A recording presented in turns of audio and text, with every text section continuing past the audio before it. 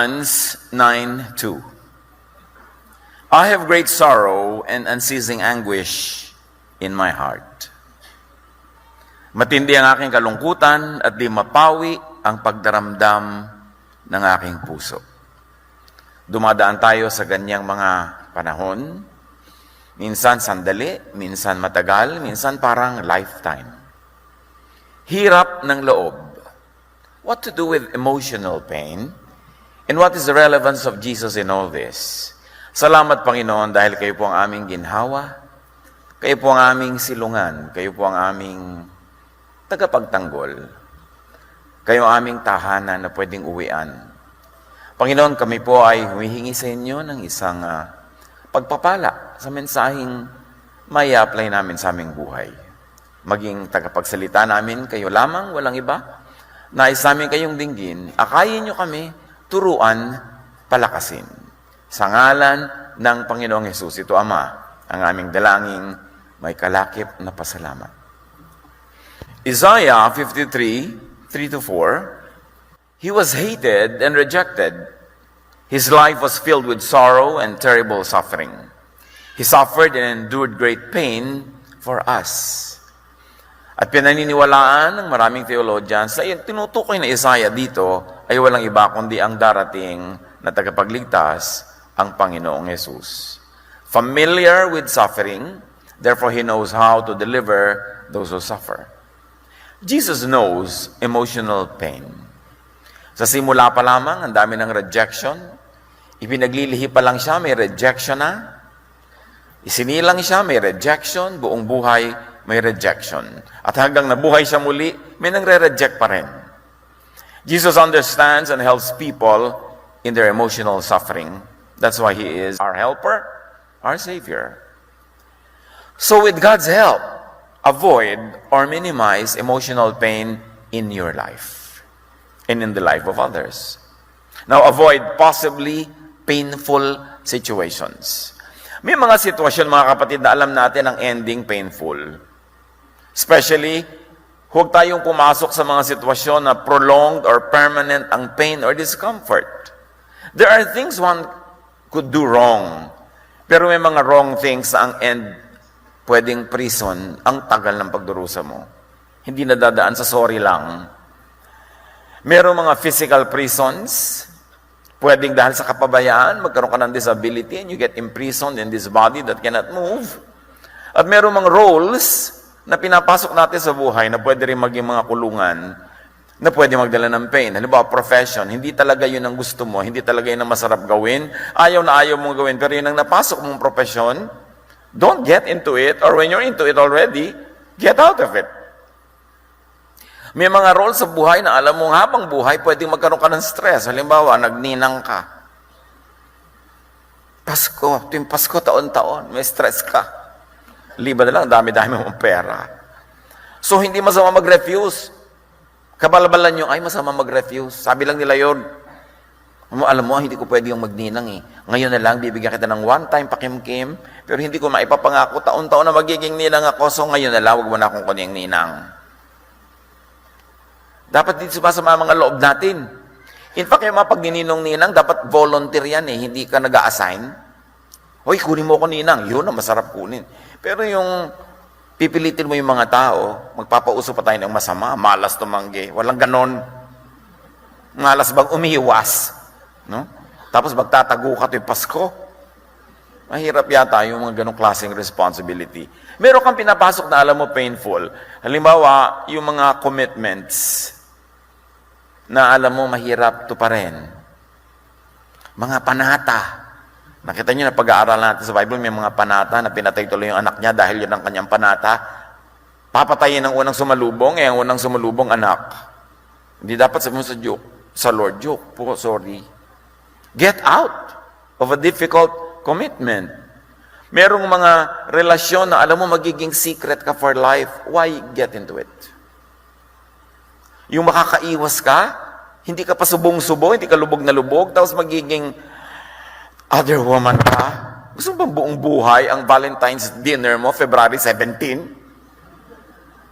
Alam mo, mahirap yun. Matagal na paghihirap yun. So, iwasan mong pumasok sa mga ganon. Don't be anybody's secret. Because you will always have to stay in the dark. Mahirap, masakit. Avoid stressful and threatening commitments. Halimbawa, meron kang fear of flying, tapos may nagyaya sa'yo magbiyahe, umuo ka 3 months from now, pero 3 months kang worry about that 1-hour flight.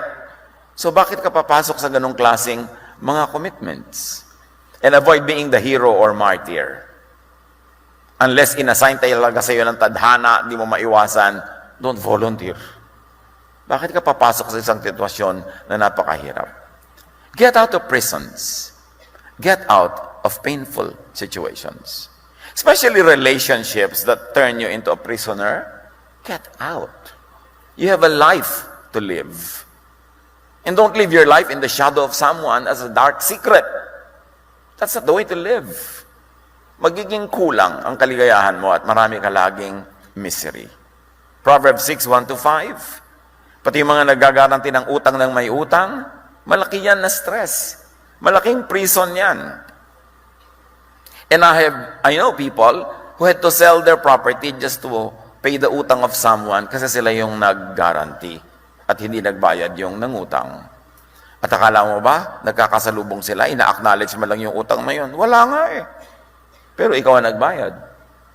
Proverbs 6:1-5. My son, don't make yourself responsible for the debts of others. Don't make such deals with friends or strangers.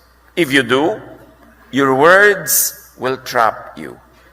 You will be under the power of other people. So you must go and free yourself. Beg them to free you from the debt. Don't wait to rest or sleep. Escape from the trap like a deer running from a hunter. Free yourself like a bird flying from a trap. Kailangan, wala kang masyadong maraming ganong commitments. So do not be quick to say yes. Because yes could be a trap. Don't also be quick to say no. Because you could be kept out of something nice dahil nagno ka agad. Mostly, to be free, say, let's see. And don't decide at once. Decide at the last minute when you have already weighed all your options. Huwag kayong yes ng yes, lalo sa nagpapapromise. A promise is a prison. Strengthen your spirit to avoid emotional pain. Palakasin ang loob. Patibayin ang espiritu. Psalm 55:22, Our Lord, we belong to you. We tell you what worries us, and you won't let us fall. So yan ang lagi mong alalahanin. Hindi kahayaan ng Diyos sa malugmok.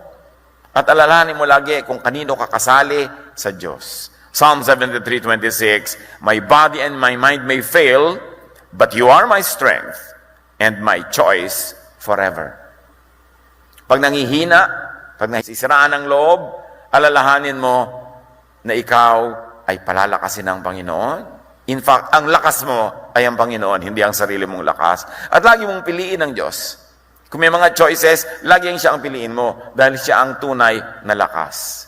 Palakasin ng loob, magkaroon ng lakas ng loob, at ito ay daily practice of prayer, of announcing to yourself and to God your faith in the Lord, na hindi mo malimutan na siya ang tunay mong lakas. Strengthen your spirit with practical power like a bank of peace and joy and happiness in your heart. Gumawa kayo ng bank account sa inyong heart at lagi kayong mag-deposit ng happiness, ng joy, tuwing pwede. Para pag walang joy and peace, meron kayong ma-withdraw sa araw ng pangangailangan. Romans 14:17, Ang paghahari ng Diyos ay tungkol sa matuwid na pamumuhay, kapayapaan, at kagalakan na ipinagkakaloob ng Espiritu Santo. So mamuhay in that lifestyle, yung peaceful as possible. So, bawat araw, tanggalan nyo ng chismis. Tanggihan nyo ang chismis. Tanggalan nyo ng gulo, ng away, ng yabangan, ng pagmamataas. Para payapa ang araw nyo. At bawat isang payapang araw na dumaan, deposit kayo ng peace in your heart. Pag may mga trouble na hindi pwedeng maiwasan, doon kayo magwi-withdraw sa mga na-deposit nyo ng maraming peace. Mag-deposit kayo ng kagalakan, kasayahan. Ito yung pwedeng sumaya, magsaya. Kasi may mga araw na kahit gustuhin mo, hindi pwede. Saan ka ngayon magwi-withdraw ng pangpasaya sa malungkot mong araw, doon sa mga naimbak mong kaligayahan na natatandaan naman ng iyong puso? Paano ko ang nakadeposito lagi dyan na inis, galit, away, na unnecessary? Sumasali ka sa away ng iba, sumasausaw ka sa gulo ng iba, gumugulong buhay mo. Pag dumating ngayon yung tunay na gulo ng iyong sariling buhay, wala ka man lang ma-withdraw kapayapaan kasi wala ka na i-deposit. Hanggat kaya, patahimikin ang araw. Iwasan ang mga gulo, pasayahin ang sarili at ang kapwa. And you will become a fortress with springs inside it. Alam niyo sa mga desyerto, kahit yung mga fortresses, nung mga unang panahon, ginagawa yan na mayroong bukal ng tubig doon sa loob. Kung saan may bukal, doon gagawa ng fortress. Para yung fortress, salakayin man ng kaaway, paligiran mat di ka pwedeng lumabas para kumuha ng maiinom at makakain, meron kang naiinom galing doon sa loob. At ang puso natin dapat ganon. May sarili siyang bukal ng tubig. At si Jesus yung bukal na yon. Siya ang tubig na yon, ang tubig na buhay.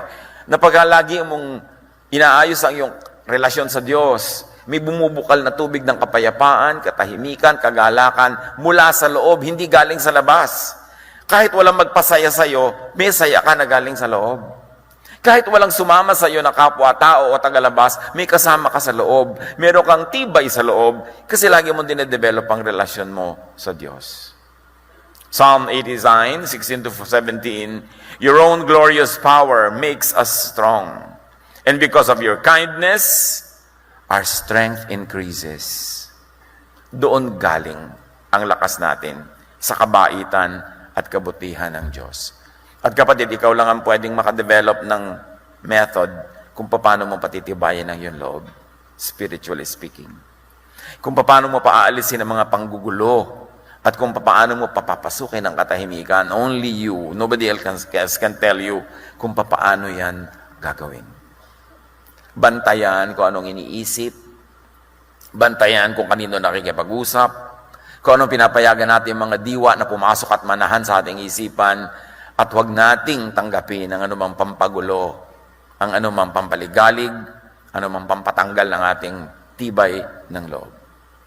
Strengthen yourself with practical power like a bank of rest, relaxation, and enjoyment. Katulad din ng bangko pinag-uusapan natin kanina, dapat may account ka dyan sa puso mo, deposit ka ng deposit ng pahinga, ng relaxation, at ng enjoyment tuwing pwede. Kasi may mga panahon hindi pwede. May mga panahon na ibigin mo man, pagod na pagod ka, hindi ka makapagpahinga kasi meron kang dapat gawin at meron kang dapat tapusin. Mahalaga ang enjoyment sa buhay. The first miracle of Jesus was to extend a wedding merriment. Can you imagine, ang dami-daming pwedeng himala na gawin ni Jesus, ang kauna-unahan, lumikha ng alak mula sa tubig. At yon ay dahil yung mga tao hirap na hirap sa buhay, pagod na pagod sa kanilang farming, sa kanilang work, sa kanilang halos magiging slave sila ng elite. Wala silang ginagawa kundi magtrabaho, magpag-araw-araw, nakakakain lang ng masarap, nakakapagsaya lang pag may kasalan kasi may libreng pagkain, may libreng mga alak na masasarap kasabay ng pagkain. Tapos naubos agad, siguro ganang kaliit ang budget.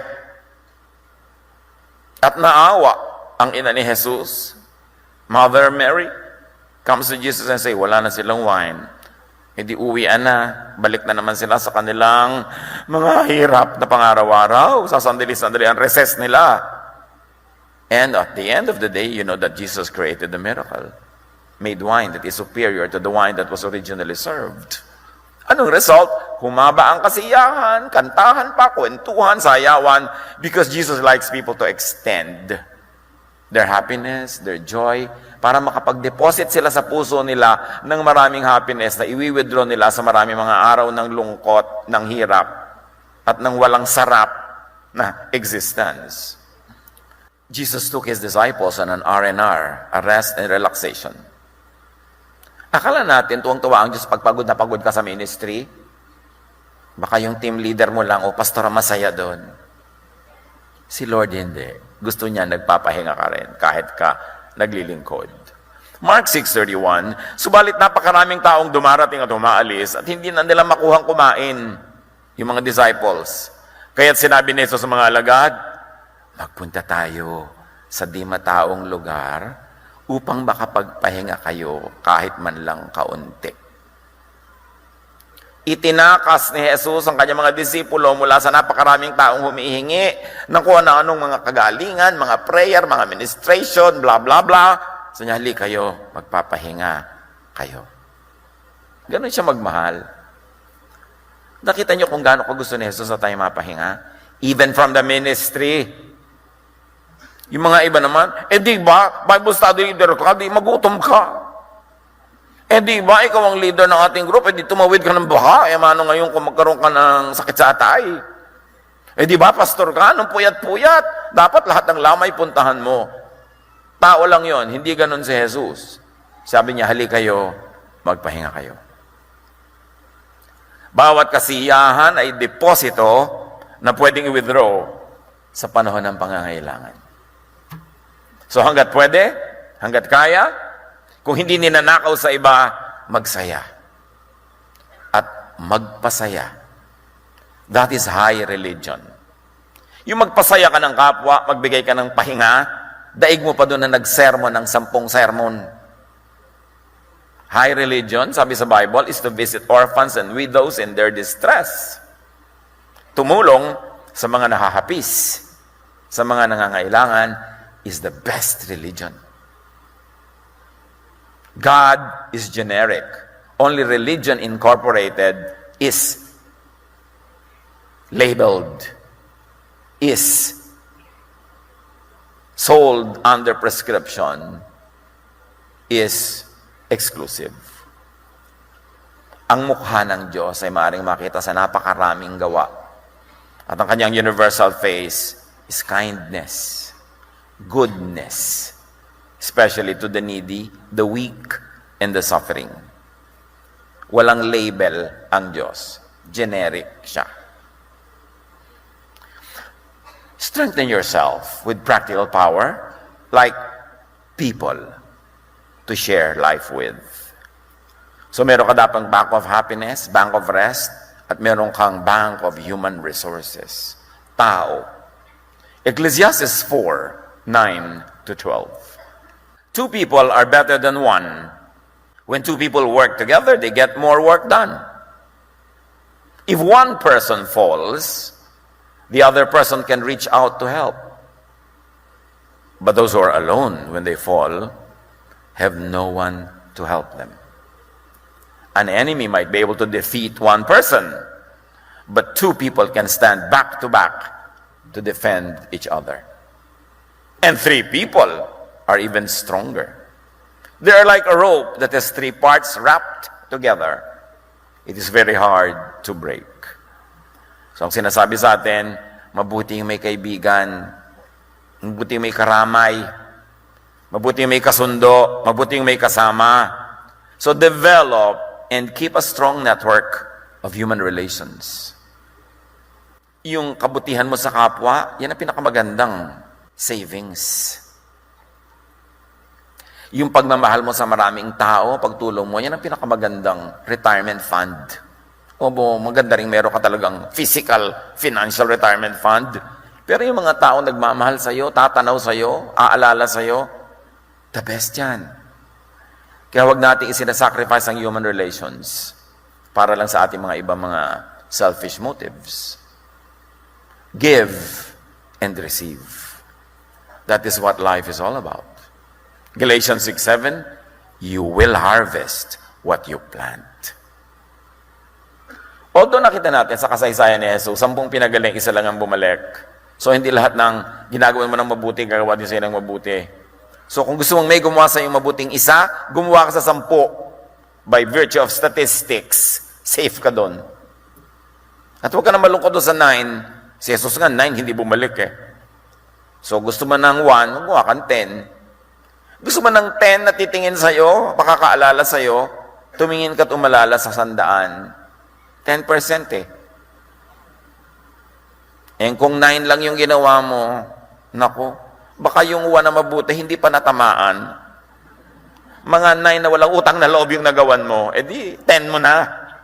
Para maka-isa ka man lang out of 10. Strengthen yourself with the Spirit and in faith. Therefore, focus on big issues.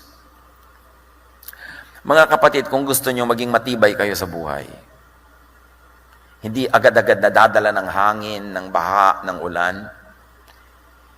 Know and do your one big mission and role in life. Yung inassign sa'yo ng Diyos, hindi inassign ng pamilya, hindi inassign ng kung sino. Yung alam mo, Diyos ang may bigay sa'yo. Kasi yun ang tawag sa'yo, nang gagaling sa iyong puso. At yun ang talent mo, yun ang galing mo, yun ang glory and ligaya mo. Yun ang tawag sa'yo ng Diyos. Causes that are bigger than your needs, than your wants. Causes that are bigger than your drama. Siyempre, lahat tayo may drama. Pero pag wala kang big cause, yung drama mo ang lagi mananalo. Because in the absence of big things, small things become big to small minds. Small things become big to people with no big missions in life. Pero pag meron kang malaking ginagawa at alam mong malaki yon at Diyos ang nagbigay nun, natututunan mong lampasan ano man yung mga drama-drama na dumadaan sa buhay kasi meron kang focus. John 4:31-34. Samantala, makailang ulit na sinabi ng mga alagad kay Jesus, Rabbi, kumain na kayo. Ngunit sumagot siya, ako'y may pagkain hindi ninyo nalalaman. Ang pagkain ko'y ang tuparin ng kalooban ng nagsugo sa akin at tapusin ang ipinagagawa niya sa akin.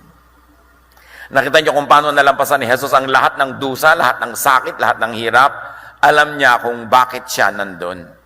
Alam niya kung anong misyon niya at hindi nawala sa kanyang paningin yung kanyang pananaw na yon. Know and pursue your calling and mission from God at magiging malakas ka. Tulad ng mga magulang na nakawalay sa pamilya, nagtatrabaho sa malayo, kumisan lungkot na lungkot, gusto nang bumigay, pero maaalala ang mga anak, maaalala ang asawa, maaalala niya kung ba't siya nandun, maaalala niya ang misyon niya, at tumitibay siya, at nalalampasan niya yung mga tukso ng oras na yon para siya bumigay sa kung anumang paraan. Remember your big mission. Meron kang big mission sa buong buhay, meron kang big mission for this month, at meron kang big mission for this day, dapat alam natin yon. Ephesians 2:10, for we are God's handiwork, created in Christ Jesus to do good works, which God prepared in advance for us to do. Likha tayo ng Diyos. Nilikha para sa specific good works na bagay sa atin at noong pa man, bago tayo isilang, ay ini-assign na sa atin ng Diyos. At pag nandun ka at ginagawa mo yon, maging yun ay maging isang napakabuting ina, maging iyon ay para maging isang mabuting public servant, maging yun ay lumikha ng mga gamot laban sa cancer, o kaya ay mapigil ang mga baha. Kung ano man yung mission mo sa buhay na yon, pag ginagawa mo yon, meron kang tibay ng loob, meron kang tining ng loob na hindi kayang ugain ng anumang mga dumadaan na drama ng buhay. Kaya mahalaga alam natin kung ano yon. At iba-iba tayo, ha? Hindi pare-pareho ng mga mission, hindi pare-pareho ng mga roles. Strengthen your spirit. Raise your pain tolerance.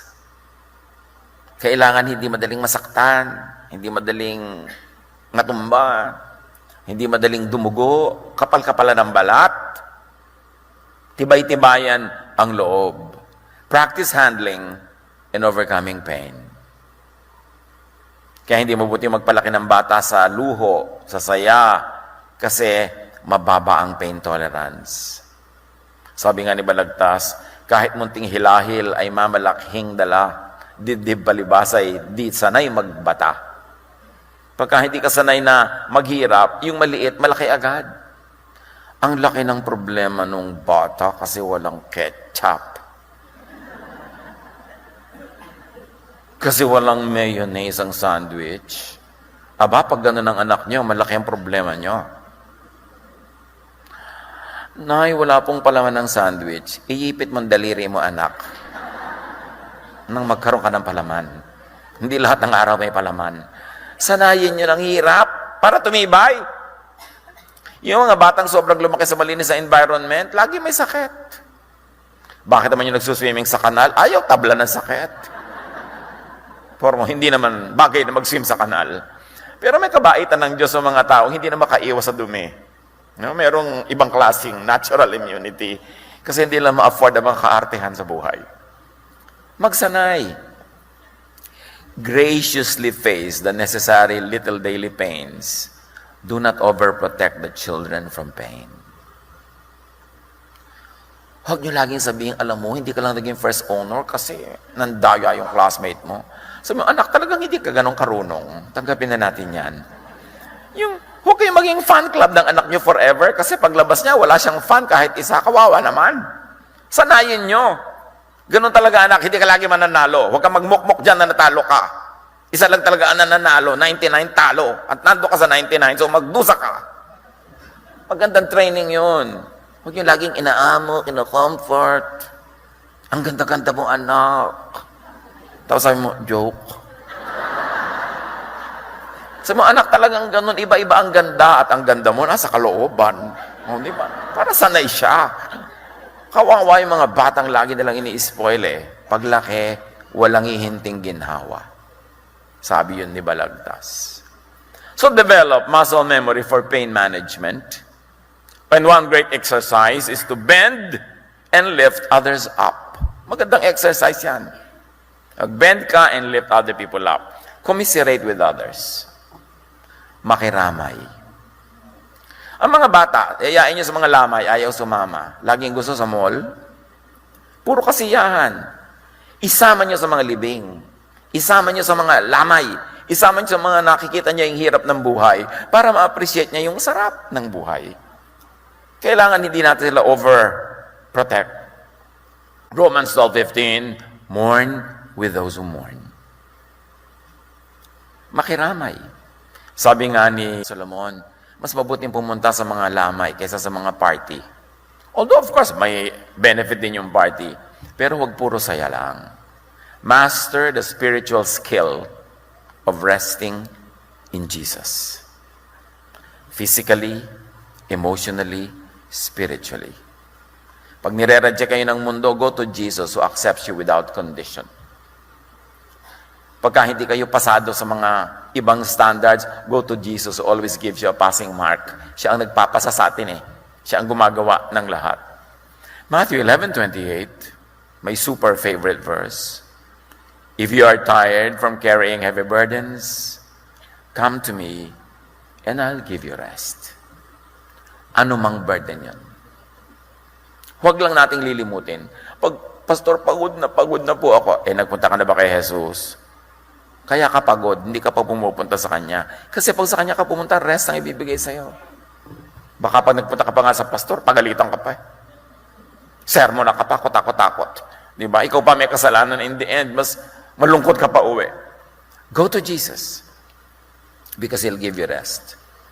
Kahit ano pang nagawa mo, hindi ka nausig. Minamahal ka, tinatanggap, tapos pinapagaling, at bahala ka sa buhay mo na ayusin yung buhay mo, pero hindi ka niya pinipilit. Ganon si Jesus. Napakabait. 1 Peter 5:7, cast all your anxiety on Him because He cares for you. All. Huwag ka na mag-pretend kay Jesus. At huwag ka na mag-rationalize. Lord, nagawa ko lang naman yun kasi po. Huwag na, sabihin mo na lang talaga. Ganun po talaga ang ginawa ko. Sorry. But you don't have to justify yourself. Because Jesus Himself is our own justification. He justifies us before the Father. Hindi mo na kailangan mga tuwiran, hindi mo na kailangan magdrama. Because God accepts you through Jesus unquestioningly, lovingly. Hindi ganoon ang church. Ang church maraming kondisyon. Mas stricto ang relihiyon kaysa sa Diyos. Kaya matuto kayong dumiretso sa Diyos. Lalong-lalo sa mga bagay na hindi kayo makadiretso. sa mga religious leaders o mga religious institutions. Yan ang Diyos na napaka-accessible through the Lord. And you survive emotional pain. How do you do that? Accept your pain when it is there. Don't deny it. Ecclesiastes 7:14, when times are good, be happy. But when times are bad, consider this. God has made one as well as the other. Ano mang nagaganap, alam ng Diyos. At lingid man sa ating pangunawa, baka Diyos pa nga ang may likha para sa ikabubuti natin at the end. So magtiwala and accept. You cannot change and you cannot heal unless you accept the truth first. Yung mga iba, hirap na ayaw pang aminin. O akala ko ba may date ka? Bakit dumating ka agad? Hindi mo na sabihin, hindi ako sinipot. Nagbago isip ko eh.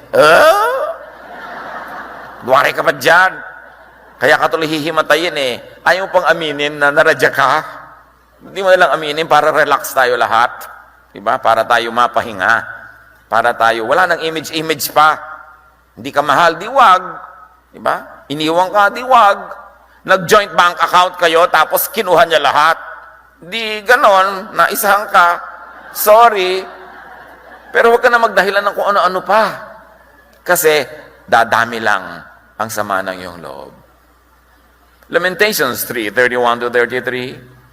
Mahabagin si Yahweh at hindi niya tayo itatakwil habang panahon. Bagamat siya'y nagpaparusa, at babalikan natin yung parusa na yan, hindi naman nawawala ang kanyang pag-ibig. Hindi niya ikatutuwang tayo'y saktan o pahirapan. Ngayon, itong parusa, nagpaparusa ba talaga ang Diyos? Aha, may ginawa ka, paparusahan kita. Aha, may ginawa ka, paparusahan kita. Yang parusa na yan, I believe, is automatic consequence of natural law. Halimbawa, hindi ka natulog, puyat ka, hindi ka kumain ng masarap, mahina ang resistensya mo, nabahingan ka ng kapwa mo, nagkasipon ka, kung sabing pinarusahan ako ng Diyos. Yun ang tinatawag na parusa. May natural law eh. Nang sinabi, pag may nagpabaya, magkakasakit. So, hindi ko kailangan magdesisyon na magkakasakit ka dahil nagpabaya ka, automatic it will happen. Pag sinabi ng Lord na may gravity, alam niyo ba ang hirap pag walang gravity? Tatalsikan tayo lahat. Pero ikaw, banal na banal, dasal ka ng dasal, natapilo ka, tumama ang iyong ulo sa bato, namatay ka bigla, at mo, ay pinarusahan ako ng Diyos. Gravity yon. Natural law. Hindi ka nag-iingat sa paglalakad, dadulas ka, whatever it is, nature will take its course. At yun tinatawag na parusa ng Diyos. Hindi siya magde-decide specifically for your case. So ang mahalaga, bantayan mo yung case mo para by obeying natural law, hindi ka maparusahan. At sabi ang bagamat siya ay nagpaparusa, or He lets nature take its course. Hindi ito personal. Sabi ng Bible, hindi naman nawawala ang kanyang pag-ibig. He loves and rescues. At yun ang tinatawag nating himala. But don't expect himala all the time. It's an exception. Na nahulog ka, tapos hindi mo lang ka nabalian, nagkahimala sa'yo, but don't expect it. 99.99% pag nahulog, nagkakabali-bali, pwede mamatay pa, kahit banal.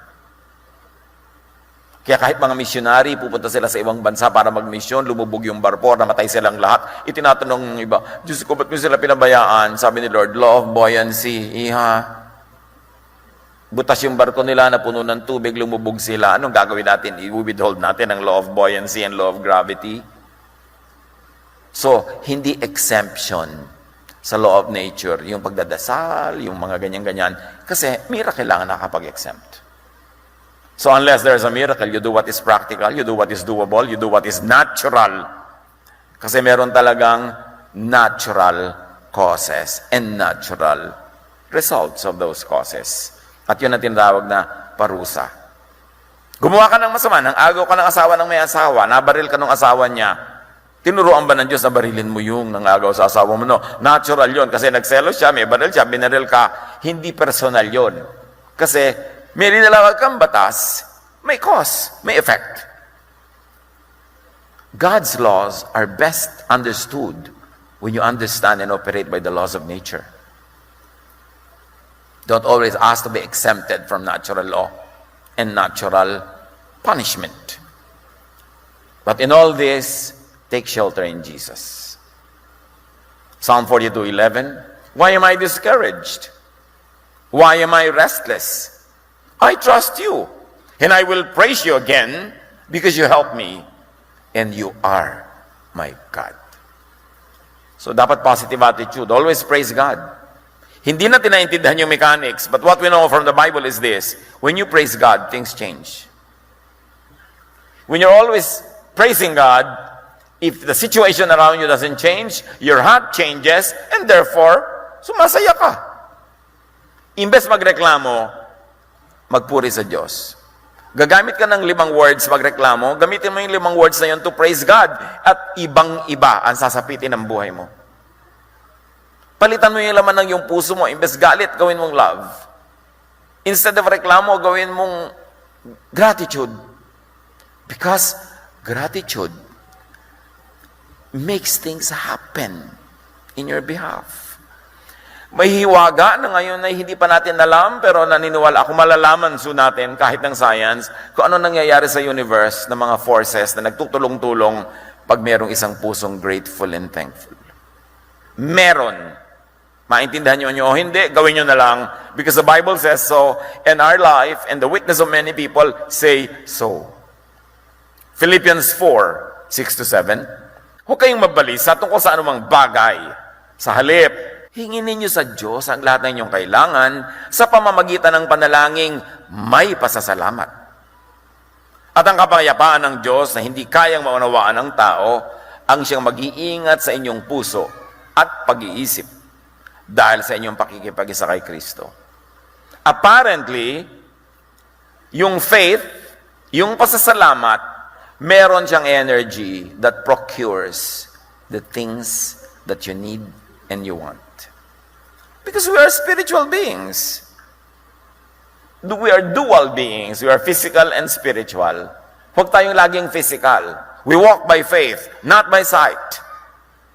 So ipinapanalangin nyo pa lang, pasalamatan nyo na, ibig sabihin naniwala kayong dumating na, hindi yung darating pa. Kasi yung panalangin na future, Lord, bigyan nyo po ako. Lord, bigyan nyo po ako. Yes, sabi ng Diyos.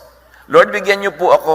Yes, sabi ng Diyos. Pero sabi mo, nasaan na? Kasi naka-future tense pa yung prayer mo, bigyan nyo po ako. Kaya lagi naka-future, 100 taong ka na pray ng pray, hindi pa dumadating kasi naka-future pa eh.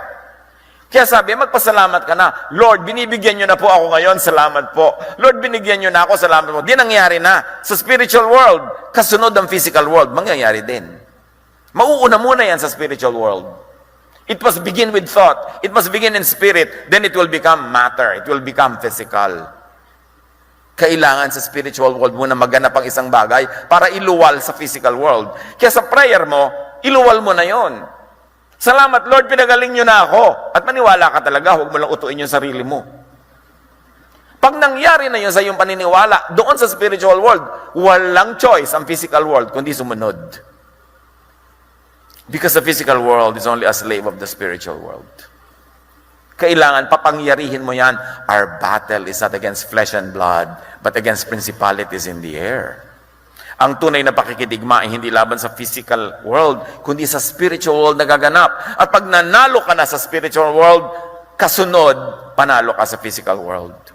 Tulad ng temptation, natutukso ka sa spiritual world, in the realm of thought, in your thought pa lang, manalo ka na. No, hindi ko gagawin. At hindi yan mangyayari at hindi yan nangyari, hindi talaga matutupad. Pero sa thought pa lang, natutukso na, ayan po, natutukso na ako, ayan, bibigay na ako, ayan, bibigay na ako. Susunod talaga yung katawan mo. Be changed by the renewing of your mind. It's all in thought. At yan ang kulang na kulang sa mga relihiyosong tao. Yung spirituality, laging physical. Puro physical. Pag binago nyo ang isang bagay sa inyong loob ng isip, susunod yung bagay na yon sa physical world. Nag-decide kayo, tumigil na ako sa paninigarilyo. Kasunod ang body ninyo. Hindi pwedeng tumanggi ang body pag yung spirit umuo na. So be changed by the renewing of your mind. in your prayer life, in your quiet time, think, imagine, create the physical world that you want for yourself. God said, let there be light, and there was light. So nauna yung word, nauna yung salita. Kasi yung salita, idea yun eh. Kaya unahin. Sabi ni Lord, di ba? Sa lumpo, tumayo ka. Tumayo. Nadinig niya eh. Sa isip niya, naniwala siya eh. So tumayo ang katawan niya. Pero yung Lord, hindi ko po magagawa, lumpo po ako. Ay, sige, hindi, mahiga ka dyan. Hindi mo pala magagawa eh. Anong gusto mo? Gawin ko para sa'yo. It is our thought. Yun ang power natin, mga kapatid. We were created in God's image. You know what that means? That you are the temple of the living God. You are the temple of the Holy Spirit. You know what that means? That the power of God is within you. Kaya ang sabi ni Jesus, the kingdom of God is not here. It's not there. It's not out there. The kingdom of God is within you. Nasa iyo. Nasa isip mo. Kaya matutunan natin na ang isip na yan ay ituon sa Diyos. Panahanin ng Diyos dyan, siya maghari. Tanggihan ang lahat ng gusto mag-squat. Ang patirahin ang Espiritu ng Diyos because you are the kingdom of God. At magaganap ang mga dapat maganap. So employ your increased pain tolerance. 2 Corinthians 4:8-9, kabi-kabilaan ng paghihirap sa amin, ngunit hindi kami nalulupig. Kung minsa'y nababagabag, ngunit hindi kami nawawala ng pag-asa. Inuusig kami, ngunit hindi pinababayaan. Napapatumba kami, ngunit hindi kami lubusang nailulugmok. Ganyan ang nangyayari sa may matibay na pananalig. Nadadapa pero bumabangon agad. Find every available relief and comfort. Whatever you need, God provides around you. Just look. You have to see it. Parang si Hagar, itinapon sila sa disyerto na mag-ina. Uhaw na uhaw sila, pero biglang merong bukal ng tubig na dumaloy sa disyerto. You've got to open your eyes and see the blessing of God because for every need, there's an answer. For every problem, there is a solution. Pastor, wala pong solusyon ang problema ko. Eh di hindi problema yan. Ang definition ng problem, may solution. Pag walang solution, hindi problema, tanggapin mo na lang. Huwag mo nang ibahin kasi hindi pala yung problema eh. Pero pag problema, may solusyon. Kailangan lang may spiritual eyes ka to see. Hebrews 10:25. Huwag nating kaligtaan ang pagdalo sa ating mga pagtitipon gaya ng nakasanayan ng iba. Sa halip, palakasin natin ang loob ng isa't isa. Nandiyan ang ating strength, mga kapatid, sa kapatiran. Ibinigay tayo ng Diyos sa isa't isa para tayo magpalakasan, para tayo maging lakas ng loob ng isa't isa. That's why I like each one of you to be a member of a sambahay. Para may maliit kayong intimate group na kayo napapalakas ang loob nyo, madalas kayo ang nagpapalakas ng loob. Panapanahon lang ng pangangailangan, panapanahon ng hirap, panapanahon lang ng kanya-kanyang hina at lakas, pero together, laging merong malakas kahit laging merong mahina. Laging merong resources kahit merong nagdarahop. Nagtutulong-tulungan, panapanahon lang. Make your goal to make someone happy every day, to help someone, and to protect the fellowship from people who would like to break it. Kailangan tayo nagtutulong-tulungan. Panapanahon lang. At iba-iba ang mga paraan ng tulong, iba't iba ang paraan ng pagtulong, pero dapat nagtutulong-tulungan. Ganyan tayong mga magkakapatiran. Kaya mahalaga meron kayong small group. I really like you to be a member of a sambahay or a ministry group. Hindi dahil gusto ko kayong maglingkod doon. Gusto ko meron kayong group. Sasaya ako na meron kayong group. Para yung mga magulang na matanda na natutuwa siya pag mga anak niya magkakasundo. Kasi alam niyang magtutulungan sila. Napakahalaga, yun ang kalooban ng Panginoon para sa atin. Find a helper and a healer in time. Alam niyo ba, panahon, time, ang isa nating napakabuting kaibigan na pagagaling niyan, lahat sugat. So kung mayroong mga tao, ang laki ng problema, ang laki ng sama ng loob, ang lungkot-lungkot, sabihin ko, just survive the day, survive the week, survive the month. Maaring buong buhay mo malungkot ka dahil naunang sumakabilang buhay ang iyong asawa. Pero because of time and because of God's grace, pa rin yung lungkot na yan. Mababawasan ng hapdi. Mababawasan ng sakit. Lagi sigurong meron dahil talagang mahal mo eh. Pero mababawasan ng malaki. Just survive. Ano man ang sama ng loob mo, ano man ang galit mo, huwag ka lang gagawa ng bagay na dahil sa silakbo ng damdamin, pa din yan. Mababawasan din yan. Just survive. Ecclesiastes 3:1, ang lahat sa mundong ito ay may kanya-kanyang panahon. May kanya-kanyang oras. Just survive the day, the hour, the minute. At pag hirap na hirap, itong sabihin niyo mga kapatid, this too will pass. Lilipas din ito. Kahit gaano kasidhi, kahit gaano kasakit, kakirot, kahapdi, walang forever. Kahit pain. Just survive. Para bukas, pag magsasabog na ang Diyos ng bagong pag-asa, ng bagong blessing, you are there to receive it. Be there to receive it.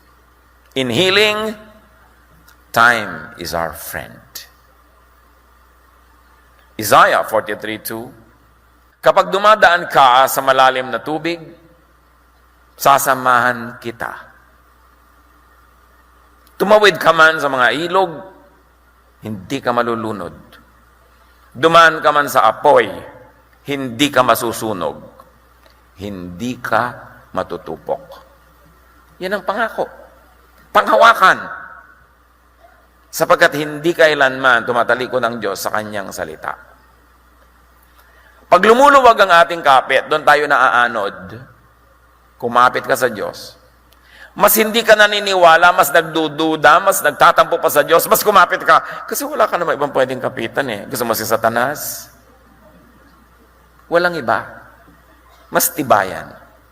Pag nangihina ka, mas tibayan mo. Kasi anong mangyayari? Pag bumigay ka, humina ka ng humina. Para malunod ka? Kailangan gumawa ka ng paraan. Huwag magdrama. Pastor, hinang hinanap po ako sa pananampalataya. Di tibayan mo.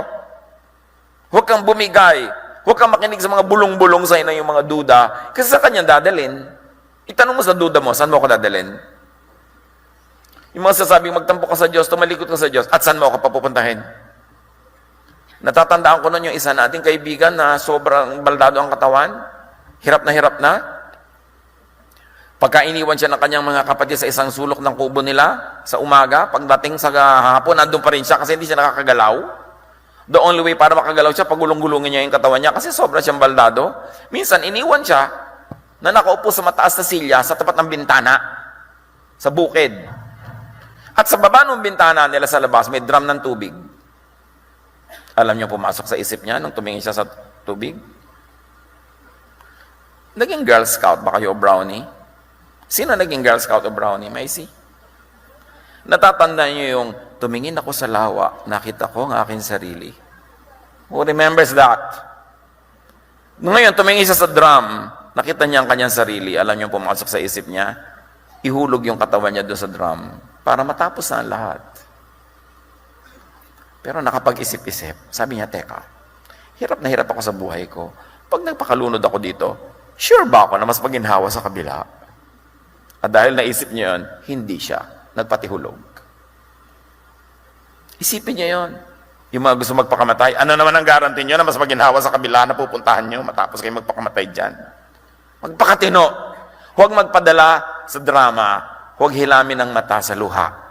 Paanda rin ang kokote, ang isip, ang pananalig. Be changed by the renewing of your mind. Palakasin niyo inyong loob. Kasi pag malakas yan, ano ang mangyari sa labas? Nakatindig kayo. Langoy lang, tawid, daan. Just keep going. Lumakad. Kung napaluhod, maglakad ng paluhod. Kung natumbag, gumapang. Pero huwag kayong bibigay. Just keep going. You must be there tomorrow when God renews His blessing. Because His blessing is new every morning. Just survive the night. At nasa inyong kalooban yan para mangyari. Erase the pains of the past. Philippians 3:1, I forget what is behind and I struggle for what is ahead. Huwag laging iniisip yung nakaraan. Lalo't nagpapalungkot lang, nagpapagalit lang. Talikuran na yan, tapos na eh. Sayang yung ngayon pag inubos nyo kada drama tungkol sa bukas. At sayang yung ngayon pag inubos nyo kawo-worry about tomorrow. Forget what is behind. Mga kapatid, do not create new pains. Huwag na kayong iimbento. Sapat na yung naging pain ng mga nakaraan, huwag nang umimbento ng bago. Learn from the past. Be sensitive to threats. Do not invite or entertain pain. Do not manufacture your pain, your drama. Proverbs 3:6-8. Always let him lead you, and he will clear the road for you to follow. Don't ever think that you are wise enough, but respect the Lord and stay away from evil. This will make you healthy, and you will feel strong. Panginoon, palakasin niyo po ang inyong mga anak. Palinawin ang isip, patibayin ang loob, at lagi niyong ipaalala sa amin that we have you, and you're not far away. You are not in some heaven far away, but you are in us. We are your temple. We are your kingdom. Pagbulay-bulayan natin ito at i-apply agad sa mga drama ng buhay today.